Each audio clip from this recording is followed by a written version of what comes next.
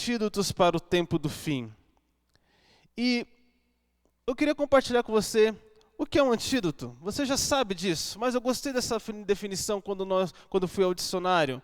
O que é um antídoto? Qual o significado? O que se pode usar para resolver uma situação, um mal, para sanar problemas. É um remédio, recurso, é uma solução, é um antídoto. E hoje vamos ver o que Deus nos mostra sobre o antídoto contra o egoísmo. E a proposta dessa meditação hoje é focar em algo muito precioso na vida do povo remanescente, que é a fidelidade.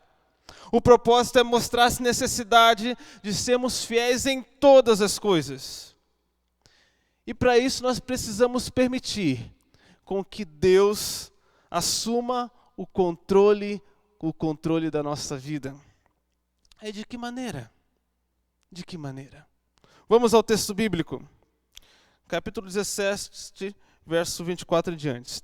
Tendo chegado eles a Cafarnaum, dirigiram-se a Pedro os que cobravam o imposto das 2 dracmas e perguntaram: não paga o vosso mestre as 2 dracmas? Sim, respondeu ele. Ao entrar em casa, Pedro, Jesus lhe antecipou dizendo: Simão, que te parece? De quem cobram os reis da terra impostos ou tributo? Dos seus filhos ou dos estranhos? Respondeu Pedro: dos estranhos. Jesus lhe disse: logo estão isentos os filhos. Verso 27. Mas, para que não os escandalizemos, vai ao mar, lança o anzol, e o primeiro peixe que fisgar, tira-o, e abrindo-lhe a boca, acharás um estáter. Toma-o e entrega-lhe por mim e por ti. Aqui temos uma passagem muito interessante da Bíblia, do Evangelho de São Mateus. Temos nos 4 evangelhos 35 milagres que Jesus realizou, relatados pelos 4 evangelistas. Cada milagre é diferente um do outro, na sua forma, em sua essência. Contudo, algo é comum em todos: quem realiza o milagre, que é Jesus. E esse milagre que será nosso objeto de estudo dessa meditação é especial por conter elementos únicos. Mateus também é o único que menciona, uma curiosidade aqui, essa passagem, talvez por ele ter sido também um cobrador de impostos. E essa única também referência, uma outra curiosidade, a única referência que a Bíblia fala do aspecto do anzol, se você perceber. Porque em todos os momentos, um dos meios de trabalho daquela época era a pescaria, e em todos os momentos é falado de joga as redes, mas nesse episódio aqui está falando de um anzol. Ou seja, envolve apenas um único peixe. Todos os outros milagres dos evangelhos são fáceis de identificar porque o milagre está em um ato. Mas esse é diferente porque algo sobrenatural acontece. Algo sobrenatural acontece. E essa junção faz um sentido especial. Vamos um pouquinho para o contexto histórico. Cafarnaum, onde ficava? Cafarnaum é uma cidade citada na Bíblia, especialmente em conexão com o ministério de Jesus. E logo no início de seu ministério, Jesus ele partiu de Nazaré e foi para Cafarnaum. E nessa cidade aconteceu muitos milagres. Vou citar alguns aqui para você relembrar. Nessa cidade, Jesus ele curou o servo do centurião, a sogra de Pedro, o paralítico que foi levado por 4 amigos, o filho de um nobre à distância, libertou também um endemoniado. Você pode conferir ali em Mateus, Marcos, Lucas e João. Foi na sinagoga também de Cafarnaum que Jesus ele pronunciou alguns discursos importantes, alguns ensinamentos importantes. Dentre eles, a afirmação de que ele era o pão da vida. Jesus é o pão da vida. Jesus é aquele que alimenta a nossa fome, sacia a nossa fome. Nesse lugar também Jesus operou um milagre mais inusitado, que foi esse que vamos falar aqui. Sabe, queridos, Jesus, ele parte do seu trono hoje e vem nesse culto visitar cada coração de seus filhos, visitar o seu coração, o meu coração, através dessa mensagem. A você que está conectado, Jesus, ele sai do seu trono e vem visitar você através dessa mensagem. Vemos aqui um relato onde trata-se de Jesus falando sobre um imposto. E o templo de Jerusalém, que tinha um significado muito grande para o povo judeu, ele passou por reformas durante o ministério de Jesus. E Herodes, o Grande, ele participou disso, ele tinha iniciado esse grande projeto 20 anos antes de Jesus vir. E essa obra passou pelo Jesus e ainda ficou muitos anos depois que Jesus morreu e subiu ao céu. Depois, no ano 66, depois de Cristo, que foi finalizado. O templo era algo muito significativo. E estava passando por reformas.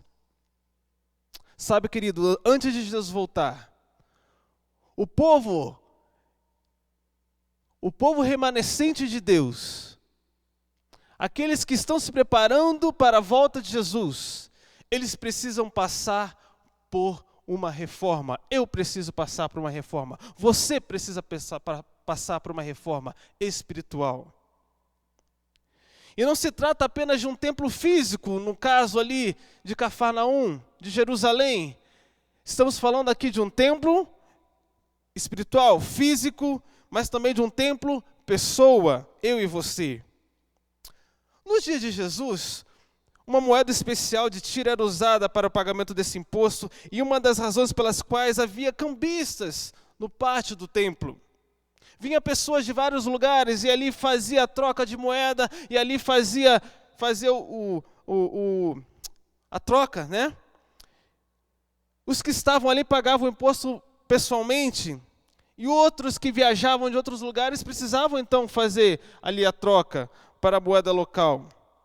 Esse imposto anual era pago no mês de Adar, que corresponde geralmente ao mês de março, ao nosso mês de março.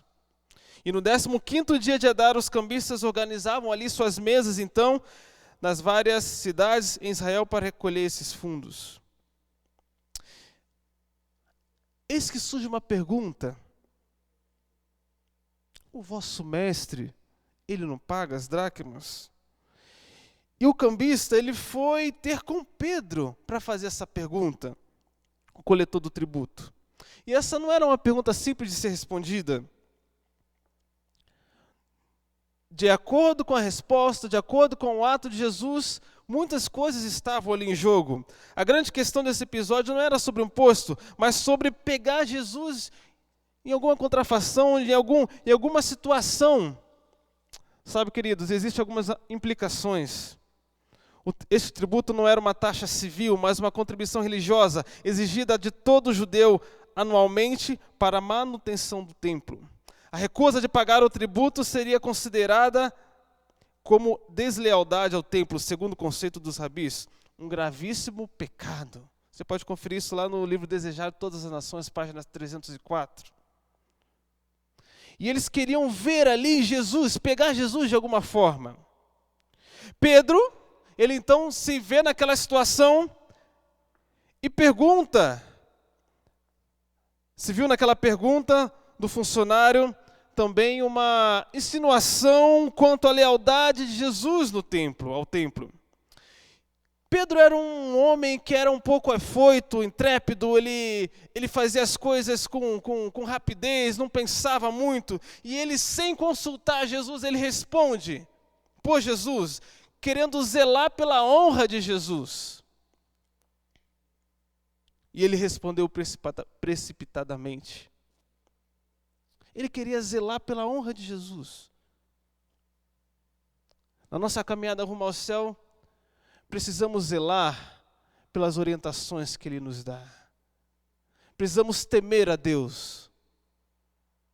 Precisamos temer a Deus. E nos dias de Cristo, os sacerdotes, os levitas, as pessoas que eram responsáveis pela manutenção do templo, eles eram isentos desse imposto, desse tributo. Obviamente, pela lógica, Jesus, o mestre, o dono do mundo, ele não precisava pagar tributo nenhum. Sabe, queridos, depois de falar com os cobradores de impostos, Pedro entra na casa e para contar a Jesus sobre o ocorrido, e antes que ele dissesse alguma coisa, Jesus se antecipa e vem com a pergunta, toca no assunto. Jesus, ele sabe de tudo, ele conhece tudo, ele sabe o que está passando na sua mente agora. É o nosso Deus, onisciente, onipresente, onipotente, o meu Deus, o seu Deus.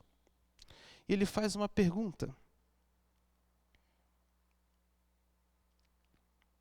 Todos os reis e governos precisam aumentar a receita e, portanto, exigem impostos. Nesse caso, Jesus concentrou sua pergunta em quem é taxado, os filhos do governante ou outros. A diferença entre filhos e estranhos dependeria do governante em questão para fins de tributação romana. Havia uma divisão entre romanos e estrangeiros sob o controle romano. E aqui na Bíblia vemos Jesus perguntando, vem cá, os filhos ou o estrangeiro que precisa pagar tributo? E algumas perguntas aqui para a nossa reflexão. Sou filho de Deus, herdeiro de qual reino? No contexto terreno ali de Cafarnaum, havia uma classificação entre filhos, quem deveria, que não eram isentos, e estrangeiros. Mas agora, entendendo pelo outro aspecto, a função de Jesus, o que ele tinha vindo fazer, que é inaugurar o reino no coração das pessoas. Vem cá, eu, você, somos filhos de Deus, herdeiros de qual reino? Herdeiros do reino de Deus. Deus precisa aumentar as receitas do seu reino, ou Ele quer povoar o seu reino com herdeiros fiéis pelas quais Ele deu a vida? É uma pergunta. Porque é importante também, outra pergunta, agir como um verdadeiro mordomo do seu reino aqui na terra. São perguntas que precisamos refletir.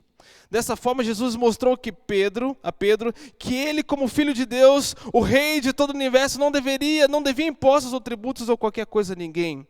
Mas por causa da resposta comprometedora de Pedro aos publicanos, ele agora seria obrigado ali a pagar o imposto para que não escandalizassem os ouvintes sobre a afirmação de Pedro que Jesus pagava o imposto.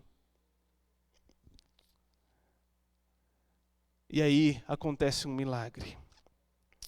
Jesus, ele manda Pedro ir à beira do lago e lançar com um anzol e pescar um peixe. E ali naquele peixe, ele encontraria uma solução. Uma moeda que valia 4 dracmas, o suficiente para pagar a conta de Pedro e a conta de Jesus. Jesus sempre bondoso com seus filhinhos, não é? Jesus sempre pagando a nossa conta. E a maior conta que Ele pagou foi a conta da cruz do Calvário. Por isso que nas igrejas tem a cruz, para você sempre lembrar que ali na cruz Jesus, Ele pagou a minha conta, a sua conta. Nesse caso, Jesus, Ele pagou a conta de Pedro e a conta dele através daquela moeda que saiu da boca do peixe. Sabe, queridos, algumas aplicações podemos extrair dessas lições aqui. A primeira delas, precisamos cuidar com as nossas respostas. Podemos aprender uma grande lição através da atitude de Pedro, que é o seguinte: pensar antes de responder qualquer pergunta. Faça uma conexão com Provérbios 29, 20, que diz assim: vês uma pessoa precipitada no falar? pois espera-se muito mais de um insensato do que alguém com essa atitude. Abre parênteses aqui, leia o livro de Provérbios todos os dias. Você vai ver a diferença entre um sábio e um tolo. E Deus convida eu e você para ser sábio. Uma das atitudes é ser sábio no falar, pensar para falar. Outra atitude, outro verso, perdão. Tiago 1,19 diz o seguinte: assim, meus queridos irmãos, tende esses princípios em mente. Toda pessoa deve estar pronta para ouvir, mas tardio para falar e lento para se irar. Muitos conflitos são criados nos relacionamentos por darmos respostas apressadas. Sabe, queridos, o ensino desta mensagem desta noite, o antídoto contra o egoísmo, é Deus mostrando que nós não precisamos trabalhar o nosso caráter, precisamos trabalhar a essência do cristianismo, precisamos trabalhar os aspectos que nos mostram como precisamos ser fiéis a Deus, fiéis ao nosso próximo. E aqui vamos falar um pouquinho sobre a dimensão vertical e a dimensão horizontal. Eu começo falando sobre aqui a dimensão horizontal, que vem a ser a fidelidade com os compromissos diante dos homens. Pedro havia dado uma palavra aos cobradores de impostos, logo ele agora deveria cumprir, caso contrário, ele estaria causando um desserviço ao ministério de Cristo. Fazer compromissos é fácil, né? Agora precisamos cumprir, e o cristão ele precisa cumprir os seus compromissos, principalmente os compromissos financeiros.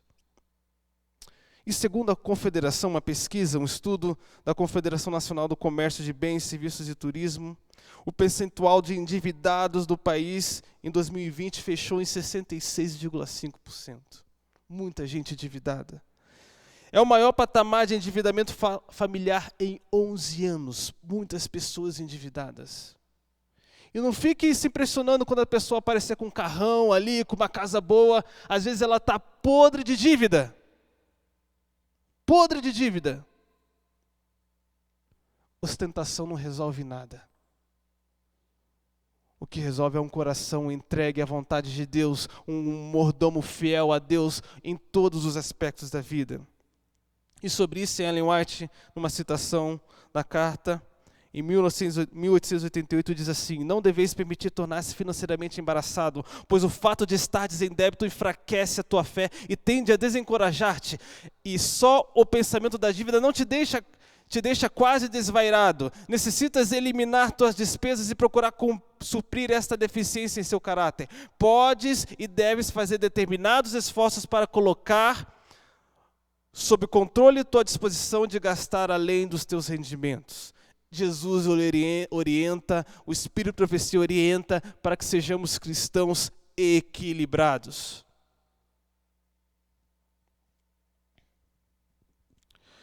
Ao deixarmos de cumprir nossa palavra, estamos atrapalhando a pregação do Evangelho. Eu estava muito incomodado com essa mensagem, porque uns dias atrás eu pedi para minha vizinha ajustar algumas camisas.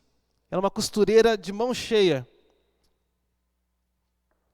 E eu pedi para ela ajustar umas camisas que eu tinha ali. E eu fiquei de pagar ela, não tive o dinheiro na hora. E eu perguntei para Deus: Deus, como que eu vou pregar essa mensagem devendo essa vizinha? E eu fiquei pensando nesse texto quando eu li.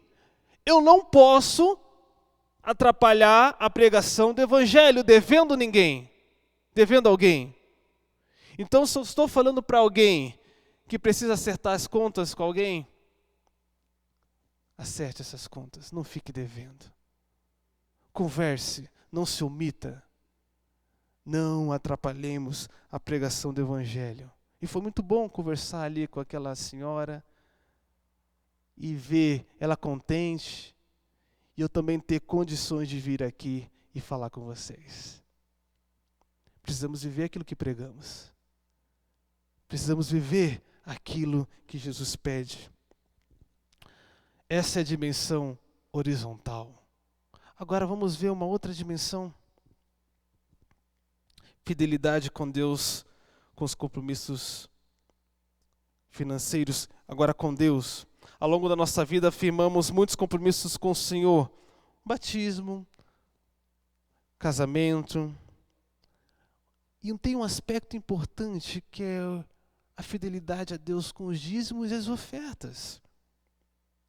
Deus nos dá a oportunidade de sermos felizes, exercendo sabedoria, com sabedoria, a mordomia do tempo, dos talentos, dos recursos. Vamos falar um pouquinho desse tema dos recursos. Um dos mandamentos que Deus nos dá em Êxodo é assim, não furtarás. Não furtarás. E aí uma das perguntas que a própria Bíblia nos coloca através de Malaquias 10 é a seguinte: em que te roubamos? Roubará o homem a Deus? Todavia me roubais, dizeis, em que te roubamos? Nos dízimos e nas ofertas.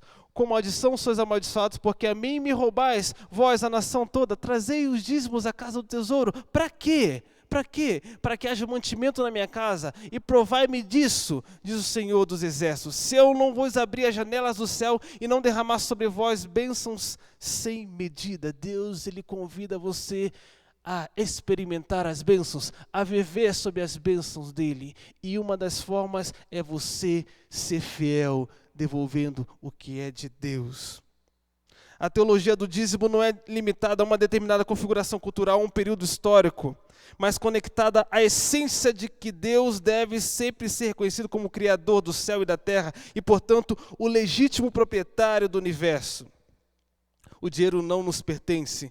As casas, o carro que nós temos, o emprego que nós temos, tudo vem de Deus. Ele é o provedor, Ele é o nosso patrão, Ele é o autor da vida, Ele é o autor do universo. Sabe, queridos, precisamos cumprir fielmente a fidelidade com Deus, como demonstração do senhorio de Cristo em nossa vida. Um ponto importante, a igreja adventista, ela não fica pregando sobre a teologia da prosperidade. Nós pregamos a verdade que implica diretamente uma vida de felicidade, fidelidade, e isso naturalmente como prova do amor de Deus por seus filhos. E isso vai resultar, de uma forma natural, em prosperidade. Perceba que, ao contrário, eu sou fiel a Deus, e isso vai me resultar em prosperidade física, mental, espiritual, e, acima de tudo, vai nos habilitar para o céu. Sabe, queridos, Deus está no controle de todas as coisas. Mas para que o milagre aconteça, é necessário a participação humana e divina. Foi o que aconteceu com Pedro. Ele precisou ir pescar. Ele precisou obedecer uma ordem de Jesus. Ele precisou ir. E teve a conta paga. Precisamos ir. Precisamos ir e obedecer a Jesus. Para que o milagre de Deus se realize em nossa vida, é necessário Ele assumir o controle de nossa existência e dizer, como Paulo afirmou em Gálatas 2:20, já não sou eu quem vive, mas Cristo vive em mim. Sabe, querido, quando Jesus assume o controle de nossa vida, muitas coisas acontecem. Ele passa a habitar em nós. Quer entender um pouquinho melhor sobre isso? Lembre-se um pouquinho da vida de Zaqueu, Lucas 19. Zaqueu era um cobrador de impostos. Zaqueu, ele era um homem bem de vida, mas ele era um homem bem de vida que era a custas das pessoas. E ele era um tanto recriminado pelas pessoas porque ele cobrava impostos abusivos. Ele defraudava as pessoas. Só que pense, toda pessoa que rouba alguém, ou toda pessoa que rouba principalmente a Deus, ele sempre vai ter uma inquietude. ele sempre vai ter um incômodo. Não pense que se você estiver deixando de cumprir a fidelidade com Deus, você vai ter paz. Não pense nisso. Porque não vai ter paz, é bíblico. E Deus, Ele quer paz para você. Não pense que se você estiver prejudicando alguém, você vai ter paz. Porque na dimensão horizontal, está falando ali também, olha, ama o teu próximo, não furte seu próximo, não engane seu próximo. Existe sempre uma dimensão da cruz, vertical e horizontal. E Zaqueu, ele tinha um incômodo, porque ele era bem de vida, mas ele não tinha paz. E Zaqueu, então, ele sobe numa figueira brava para ver Jesus. Sabe, queridos, em Marcos, Jesus, ele, quando teve fome, ele viu uma figueira. E a figueira, quando vamos estudar sobre isso, vemos que a figueira é uma árvore muito grande, com muitos galhos. E uma árvore muito grande precisa produzir, também tem muitos frutos. E aí Jesus olha para aquela figueira grande e não vê nenhum fruto. E aquela figueira se seca. Sabe, queridos, Jesus agora olha para uma figueira e ele vê quem lá? Zaqueu. Um fruto que precisava passar por um processo de amadurecimento. Jesus olha para uma figueira, não tem fruto, manda secar. Jesus olha para outra figueira, vê um Zaqueu que precisava ter um encontro com ele, que precisava ter uma experiência com ele, um Zaqueu que necessitava, ansiava por Jesus habitar no coração dele, e fala assim: Zaqueu, desce depressa que eu quero habitar na sua casa. E Zaqueu, ele então se converte, se arrepende e decide então devolver o que defraudou. Acima de tudo, decide Jesus, deixar Jesus habitar no seu coração. Zaqueu decidiu ser fiel a Deus e decidiu também ser luz para os homens. Eu e você podemos e temos a oportunidade de ser luz para as pessoas. Por isso que Jesus falou: vós sois a luz do mundo. Essa é a nossa responsabilidade. E pense, olha que privilégio. Zaqueu, ele desce, tem um contato com Jesus, há uma transformação com Jesus, e ele fala assim: ó, eu decido devolver quadruplicadamente tudo que eu defraudei. Jesus, eu estou de fato arrependido. Jesus, eu quero ter transformação. Só está vendo aqui minha sinceridade. E aí Jesus faz algo muito especial, responde de maneira muito especial a Zaqueu: olha, hoje houve salvação nessa casa. Hoje houve salvação nessa casa. Possa ser que eu esteja falando para alguém que precisa de salvação na casa hoje. E isso implica em fidelidade a Deus. Precisamos entender que essa narrativa está na palavra de Deus para levar cada um de nós a uma profunda reflexão das nossas atitudes para com Deus e com os homens. Pedro, ao obedecer a orientação de Jesus, pela fé na sua palavra, obteve o valor necessário para pagar o seu compromisso. Zaqueu, ao decidir obedecer a Jesus, teve plenitude de paz, o que ele tanto necessitava. Sabe, queridos, não somos proprietários, mas mordomos do Senhor. Sabe, queridos, quando depositamos a nossa vida nas mãos de Jesus, certamente Ele proverá tudo o que necessitamos. Jesus também nos orienta a confiar nele, entender que Ele é o provedor de tudo, e isso vai nos gerar um senso de contentamento. E aí eu não vou pensar mais em mim, eu vou pensar primeiramente em Deus, eu vou pensar no meu próximo, eu não vou agir com egoísmo. Eu não vou querer as coisas só para mim. Eu não vou ficar com inveja de ninguém. Eu não vou ficar com pena de ofertar. Eu não vou ficar com pena de devolver o que é de Deus. E sobre o dízimo, algo bem interessante também envolve, em todos os aspectos da vida, a adoração a Deus. Pense. 6 dias trabalharás e farás toda a tua obra, mas o 7º dia é do Senhor teu Deus. Olha o dízimo aí. Deus, ele fala aqui, ó, uma porcentagem é minha. Um dia só para mim, um dia para o seu descanso também. Deus, ele fala assim, ó, você tem aqui 100%, 10% aqui é para que haja mantimento na minha casa, para que o evangelho seja expandido. E Jesus, ele nos dá essa oportunidade de ser mordomos, mas ele precisa estar no controle da nossa vida. Eu queria compartilhar, para finalizar aqui, uma passagem do livro Eventos Finais, você vai ver na sua tela, que diz assim: a única defesa contra o mal é Cristo habitar no coração mediante a fé e em justiça. A menos que unamos vitalmente com Deus, vital, ligação direta, nunca poderemos resistir aos não santificados efeitos do amor próprio, olha o egoísmo, da condescendência com nós mesmos e da tentação de pecar. Sem conhecimento pessoal com Cristo e constante comunhão, achamos-nos à mercê do inimigo e havemos afinal de fazer-lhe a vontade.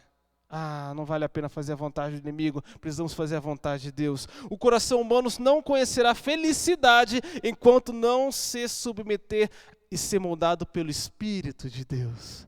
O Espírito afeiçoa a renovada alma ao modelo de Jesus Cristo. Quanto mais vamos olhando para Cristo, moldando nosso caráter, sendo fiel a Ele, o nosso caráter vai sendo moldado e vamos refletindo Jesus. E vamos vivendo Jesus.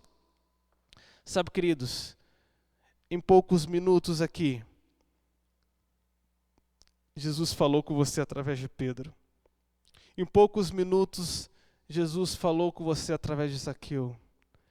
Em poucos minutos, Jesus está me dando a oportunidade de ser seu pastor aqui. Obrigado pela oportunidade para dizer assim, você e eu precisamos ser fiéis a Deus.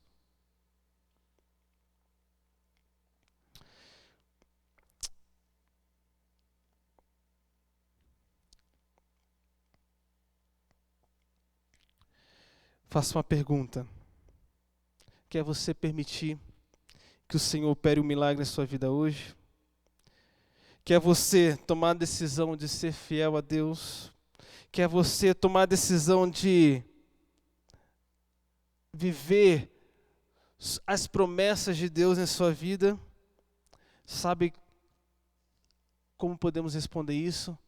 Através de uma entrega total a Deus, através de um pedido que Ele habite em nosso coração. A escolha que você faz hoje, ela vai refletir no futuro.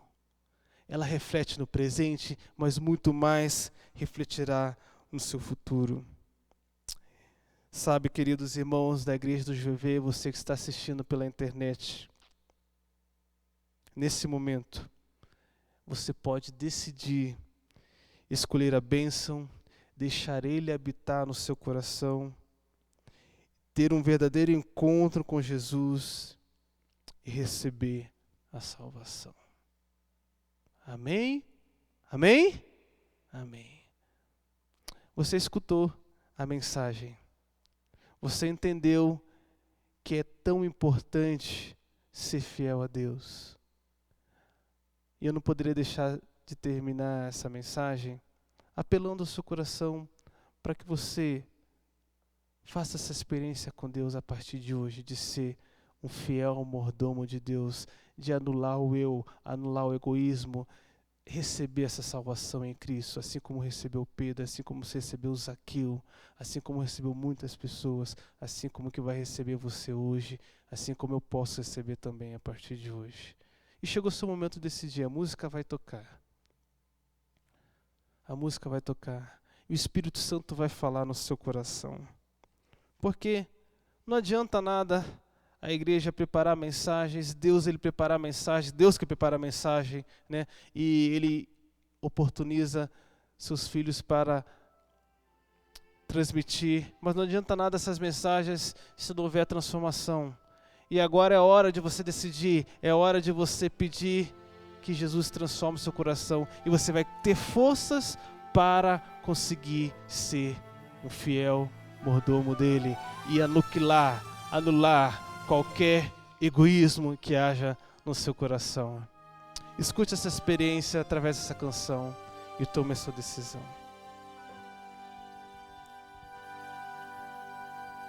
Em meio à multidão haviam cobrado Ele era um traidor, um homem sem valor. Então ouvi falar que o mestre iria ali passar, e em sua solidão seu coração abriu. Zaqueu então subiu bem alto para ver Jesus. Subiu para se humilhar, tentar achar perdão. Foi quando o mestre olhou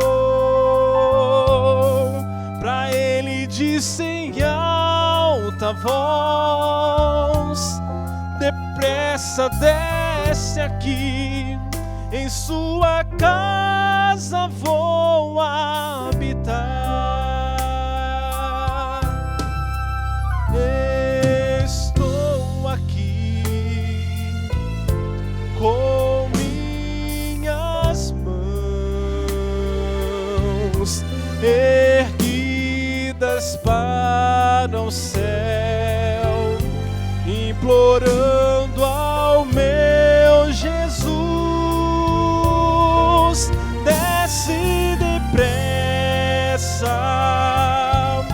preciso descansar em sua casa, quero hoje habitar. Você viu aqui um relato de Pedro, você viu aqui dentro dessa primeira parte um relato de Zaqueu. Agora eu quero que você faça uma oração comigo, porque é a nossa vez, é minha vez, é a sua vez. Escute: sou eu que hoje estou cansado de viver aqui. Você está cansado? Precisa logo estar. Eu preciso. Aonde? Na casa de meu Pai. Sou eu quem hoje estou olhando para o alto, pedindo em alta voz: desce depressa, meu Jesus.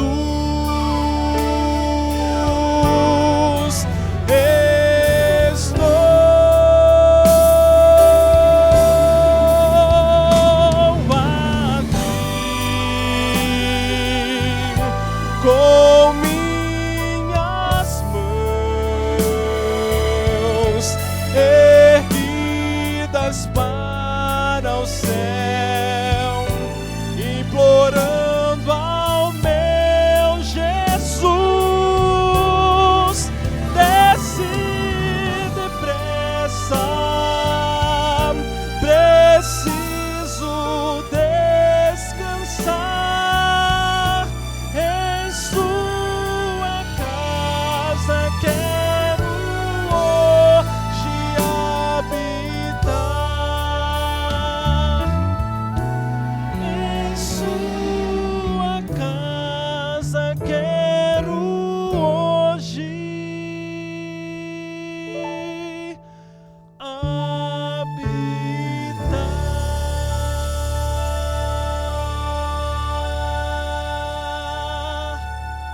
Amém?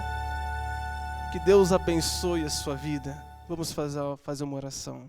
Pai querido, obrigado porque o Senhor nos mostrou com essa mensagem um antídoto muito especial, um antídoto contra o egoísmo. Isso envolve a nossa fidelidade, o nosso compromisso com o semelhante, e acima de tudo envolve nossa fidelidade, nosso compromisso com o Senhor, o autor, o criador, o mantenedor da nossa vida. Pai querido, nos ajude a sair daqui decididos Nos ajude a desligar nossos equipamentos, decididos a ser fiéis a Deus. Assim como foi Zaqueu, que era um homem que teve uma experiência um tanto difícil, mas quando ele teve um encontro com o Senhor, ele permitiu que o Senhor habitasse no coração dele. Ó Senhor, habite no meu coração, habite no coração de cada filho seu que está conectado assistindo este culto. Pai querido, nos ajude a começar nossa semana decidido a ser fiéis ao Senhor. Decididos a estar enraizados, arraigados no Senhor. Nos ajude, Senhor, a ser fiéis ao Senhor. Ó Pai querido, perdoa também os nossos pecados. Aumenta a nossa fé. Ajude-nos na nossa falta de fé. E por favor, Senhor, visite cada filho seu, herdeiro, não do reino terrestre, mas herdeiro do seu reino, o reino celestial. Oramos em nome do Pai, do Filho e do Espírito Santo. E você pode dizer comigo assim, amém. Amém. Que Deus te abençoe, uma feliz semana na companhia de Jesus. Amém.